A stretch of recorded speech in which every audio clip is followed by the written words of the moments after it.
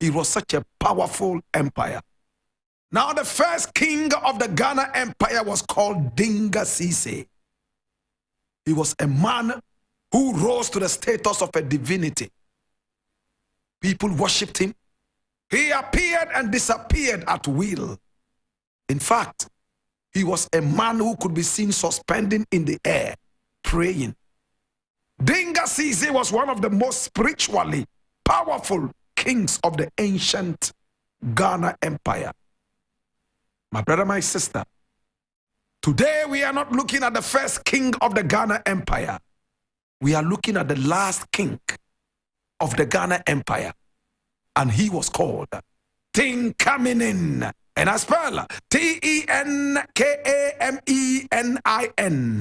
Tenkamenin. And our class today would last only about 10 minutes.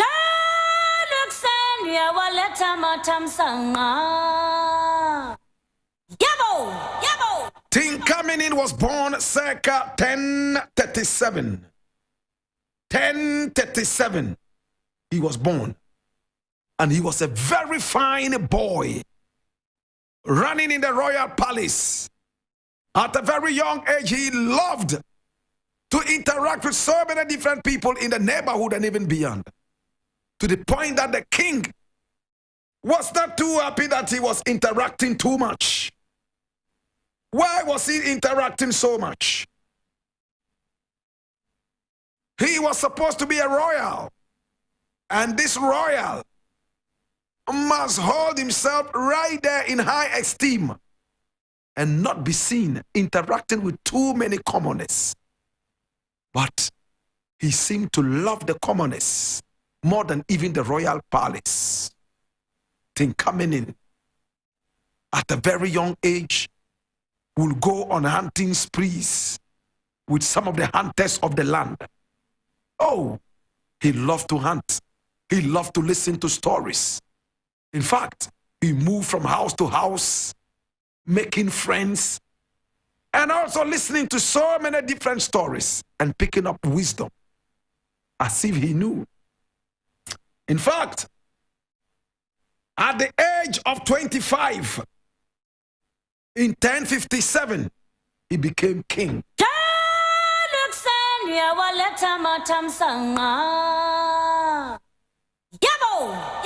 He became king of the Ghana Empire at the age of 25. In fact, he became king by virtue of being the son of the king's sister.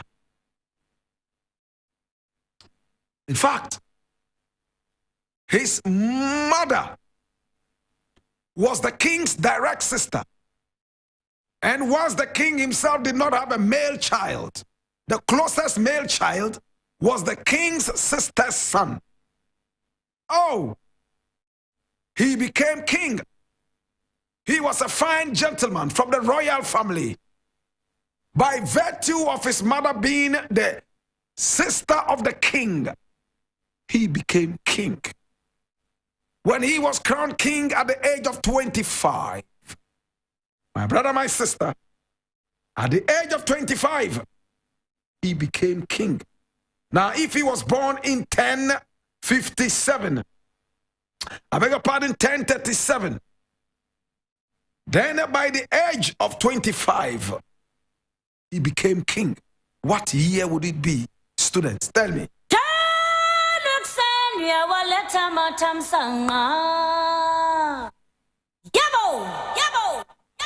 Of course, that would be 1062. So in 1062, he became king. And when he became king, oh my God, he was such a flamboyant king who turned the Ghana Empire into total flamboyance. He used the wealth of the people to enrich the people themselves. And he believed in good etiquette. Listen to what historians wrote about the great king. King Tenkamenin ruled the kingdom of Ghana with style. He insisted on good etiquette. His airy windowed court was built with teak and stone and filled with paintings and sculptures. The king wore fine cloths and a tall gold hat or cap. And he adorned himself with gold necklaces and bracelets. In his court, 10 pages carrying gold shields and swords stood before him. 10 horses were nearby, each with a gold-trimmed cloth. Finely dressed sons of lesser kings stood at his right, each with gold-braided hair. His subjects approached him on their knees, sprinkling dirt on their heads as a show of humility and respect, as if to say, it's only the king who is clean. When he traveled, it was to the accompaniment of beating drums, and everywhere he went, the drums were beating.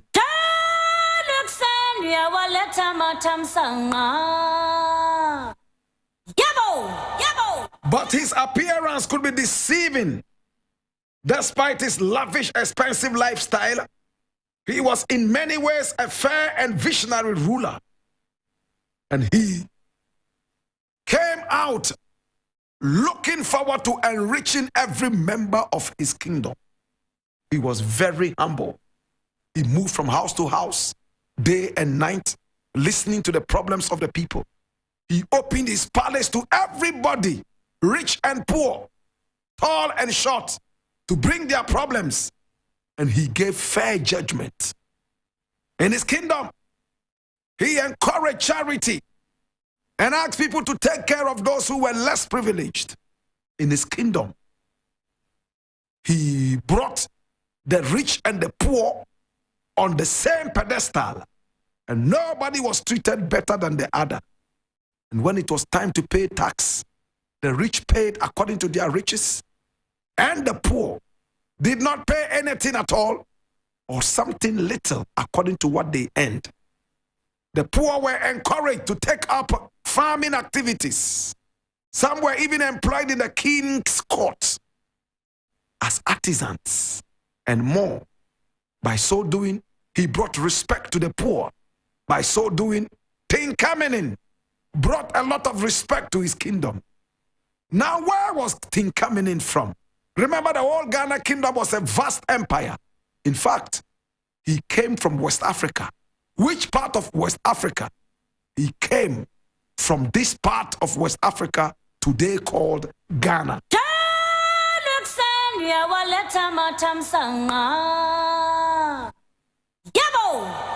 Tenkamenin was a man who was seen to be an Akan or of an Akan origin.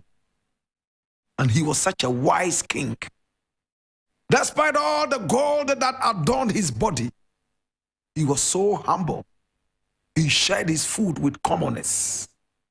In fact, in Tenkamenin's time, the kingdom of Ghana, in what are now parts of Mali and Mauritania, was one of the richest, most powerful regions on earth. Did you hear that? On earth, it was one of the most powerful. People from Spain came to the Ghana Empire to learn artisanry or artisanship. People came all the way from Europe to learn guerrilla fighting and war tactics. People came to trade. People came to learn architecture. Hey, it was the city of learning. Tenkamenin's Ghana. Oh my God. It was said that there were no poor people in his kingdom after he took over. A few years after that, everybody was rich. Can you believe that? Tenkamenin ruled over a country or an empire that was known as the Ghana Empire. And there was not a single poor person in that kingdom.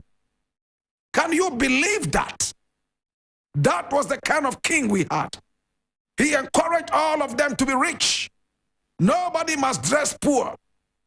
There was so much gold. Everybody must dress in gold. And it was seen as the richest in the whole world. In fact, the whole earth. People came from near and far to steal glimpses at the riches of this empire. But Tenkamenin made a mistake. He believed that everybody was a friend, and he opened his gates to everybody from Europe, everybody from Asia. They all came to the land that was so rich. In fact, that land was nicknamed El Dorado by the Spaniards.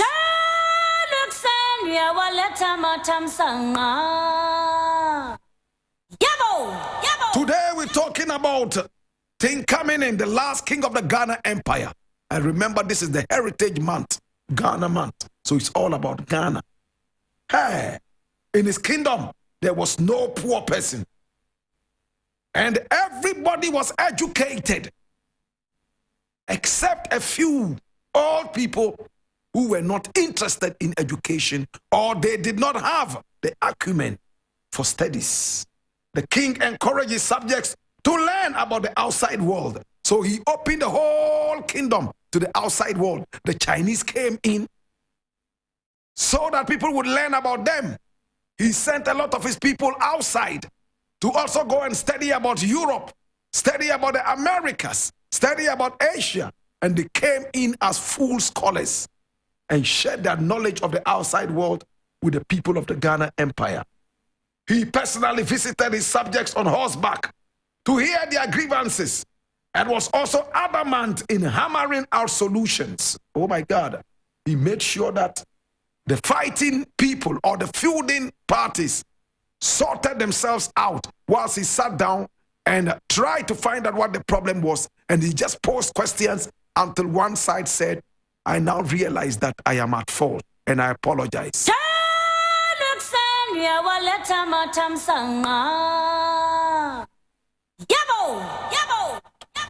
My brother, my sister, he conquered the surrounding states and added that to his kingdom.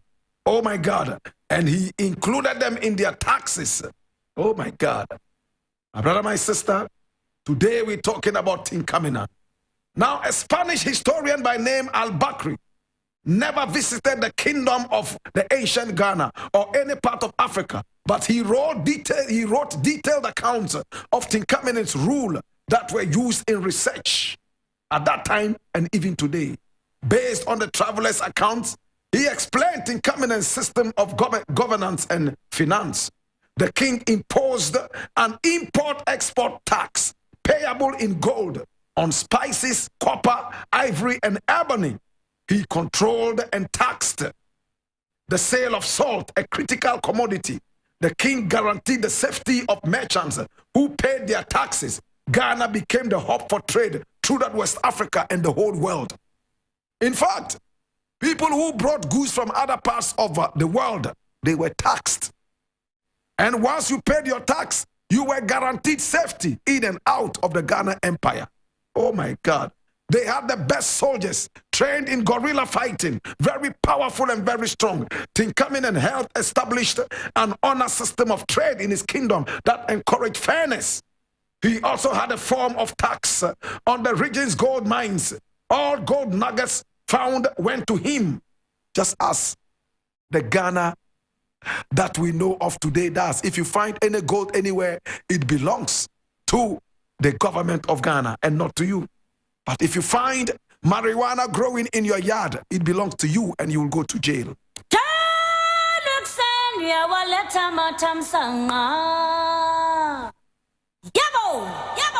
Throughout the period of the Ghana Empire under Tenkamenin, there was nothing like inflation.